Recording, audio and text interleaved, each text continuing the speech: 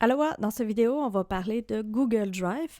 J'utilise Google Drive pour l'échange de fichiers avec mes clients puisque par courriel, ça devient des fois un petit peu chaotique. Du genre, je t'ai envoyé ce fichier-là, non, je le retrouve pas. Ah oui, c'est dans tel courriel. Ah ouais, mais je retrouve pas ce courriel-là. Est-ce que tu pourrais me le renvoyer? Bon, vous voyez un petit peu le portrait, là. Donc, avec Google Drive, c'est vraiment plus facile, puis on s'évite toutes sortes de problèmes de ce genre-là. Donc, dans le dossier que vous allez avoir à votre nom de projet, il y a différents dossiers verts. Ces dossiers-là représentent une page de votre site. Dedans, vous allez déposer le texte de cette page-là ainsi que les photos que vous voulez voir dans cette page. Si vous avez des photos supplémentaires ou des vidéos, vous pouvez les mettre dans matériel divers. Des fois, je peux utiliser ces documents-là pour autre chose. J'aime vraiment mieux avoir trop de matériel que pas assez. Pour bien nommer les photos et fichiers vidéo, je vous invite à regarder ce document-là.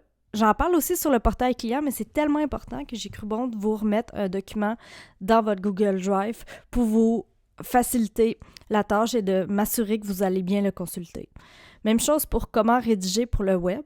Si vous faites vous-même vos textes, je donne quelques trucs, quelques petites affaires à garder en tête en écrivant vos textes. Ici, on a un autre dossier gris qui est pour les logos. Donc, si vous avez votre identité visuelle qui a déjà été faite par une graphiste ou un graphiste, vous pouvez mettre les fichiers là. Je priorise vraiment les fichiers de type .ai ou .eps. C'est des fichiers qu'on dit vectoriels que j'utilise dans Adobe Illustrator. Ces fichiers-là sont vraiment de grande qualité et j'en ai besoin. Ça me donne vraiment plus de latitude pour l'utilisation de ceux-ci sur votre site web. Sinon, dans le dossier Google Drive, vous allez avoir tout ce qui est factures et contrats signés. Donc ça, c'est super pour nous deux. On va pouvoir garder tout ça dans nos archives. Et ici, il y a un dernier document important, là, c'est toutes vos informations de login. Si vous avez déjà un WordPress, puis j'ai besoin de savoir comment m'y connecter, si vous avez déjà un hébergeur, j'ai besoin des informations de connexion, vous pouvez remplir ce fichier-là. Sinon, vous pouvez me partager toutes ces informations-là via LastPass, qui est une application 100% sécuritaire.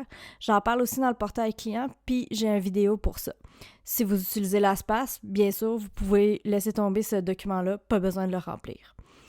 Voilà, ça fait le tour. Si vous avez des questions, n'hésitez pas.